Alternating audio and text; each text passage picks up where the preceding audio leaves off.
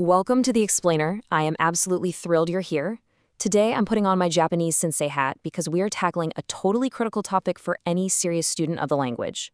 We're doing a full JLPT N4 masterclass on 2 grammar points that look alike, they sound alike, but man, they couldn't be more fundamentally different in Japanese society. Nasai nasai and nasaru nasaru. Okay, so let's dive right into this. This is what I call the ultimate JLPT trap.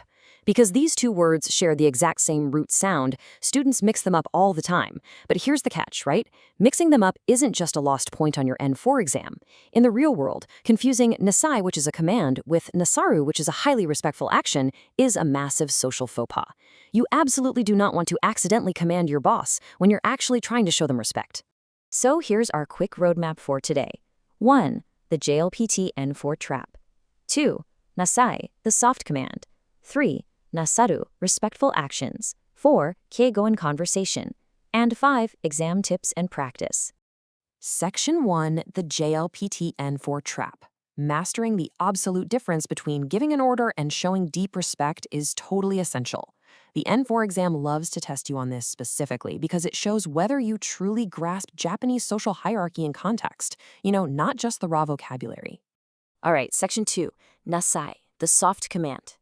At its absolute core, nasai simply means do, or you should do. It's used to give commands or specific instructions.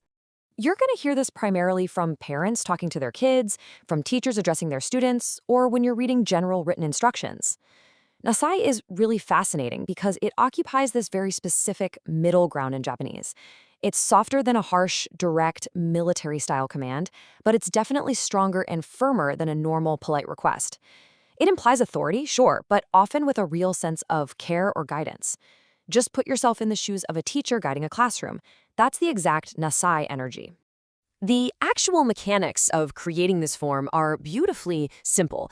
Step 1, you take any verb in its polite masu form. So, for example, tabemasu, which means to eat. Step 2, you simply drop that masu to get your verb stem. And step 3, just attach nasai. So tabemasu magically becomes tabenasai. Eat. Let's look at how this plays out in a real sentence. Hayaku nenasai. Hayaku nenasai. Go to bed early. Imagine a parent saying this to a kid who's staying up way too late playing video games. It's firm, right? It's an instruction. But it comes from a place of parental care, not anger. This perfectly illustrates the nuance when we compare it directly to a standard request.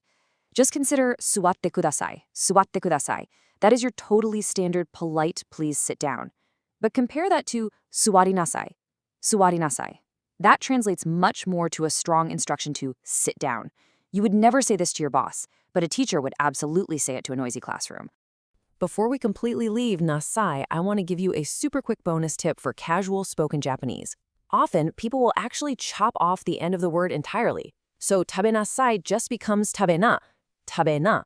It means the exact same thing, eat, but it sounds highly casual and often quite emotional. You are going to hear this all the time in anime or Japanese dramas. Okay, Section 3. Nasaru, respectful actions. While nasai was all about giving commands, nasaru is the exact opposite. It is the highly respectful honorific form of the verb suru, which simply means to do. This is what we call keigo, formal, highly respectful Japanese. You literally only use nasaru when you are talking about the actions of someone you deeply respect. That means customers, bosses, teachers, or elders. This is the crucial difference you've got to cement in your mind right now. Nasaru is used to respectfully describe what a superior is doing. You never ever use it to give them a command. Now, there is a very special grammar rule hidden right here in these conjugations. Because nasaru ends in ru, you'd probably expect the polite form to be nasarimasu, but it's an exception. It actually behaves like a U verb, so it becomes nasaimas. The te form is nasatte, and the progressive is doing form is nasatte imasu. Seriously, memorize nasaimas. It is a classic trap on these language exams. To really lock this in, let's contrast casual and respectful Japanese side by side. If you just want to ask a friend, what are you doing, you simply say, nani o shite imasu ka? Nani o shite imasu ka? But if you're asking a VIP, a customer, or your company president what they're doing, you have to elevate the verb shite to its respectful equivalent nasatte. So the whole thing becomes "何をなさっていますか?" "何をなさっていますか?" Moving on to Section 4, Keigo in conversation. Now, theory is great, but application is everything, right? Let's see how these two distinct grammar points function together in a realistic mini conversation between a teacher and a student. Imagine the teacher looking strictly at a student who's been totally slacking off, telling them, もっと勉強しなさい。もっと勉強しなさい. Study more. Because the teacher is the clear authority figure here, they use nasai to give a firm instructional command. Now, a totally different student wants to ask the teacher a question respectfully. The student politely says, 先生は毎日何をなさっていますか? 先生は毎日何をなさっていますか? What does the teacher do every day? The student is speaking up to an authority figure, so they properly use the highly respectful nasatte imasu ka to elevate the teacher's actions. Notice how the social context completely dictates the grammar? All right, final stretch. Section 5, exam tips and practice. Let's really test your knowledge and look at some practice questions so you can walk into that N4 test or, your next conversation in Japan with total confidence. So the absolutely crucial point to remember is this. Whenever you encounter these words, just stop and ask yourself, who is doing the action and who are they talking to? If it's nesai, it's a command from a superior to a subordinate. If it's nasaru, it's describing the action of a highly respected person. Never confuse the two. Let's try question 1. 子供は早くね。子供は早くね. Blank. Is it A, nasaru, B, nasai, or C, shite kudasai?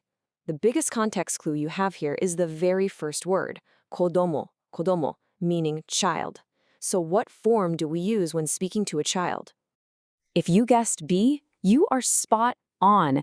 The answer is nasai. Parents give soft commands to children to go to bed, so the full correct sentence is kodomo wa hayaku nasai. Just think, using nasaru here would actually mean treating the child like an honored guest, which is technically grammatically correct, but culturally very, very weird. Okay, let's try question 2. Shacho wa ima nani o blank, followed by the question particle ka.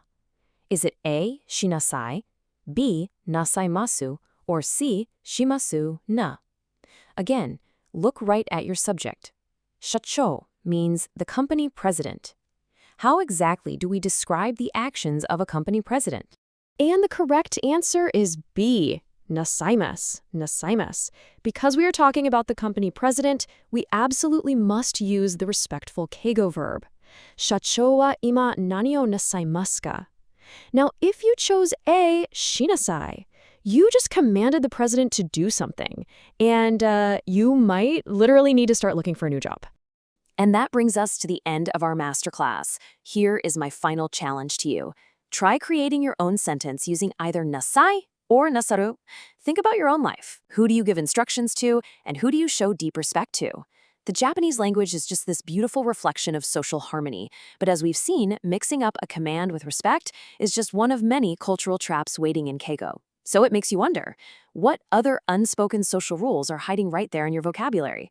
Keep practicing, and I will catch you in the next explainer.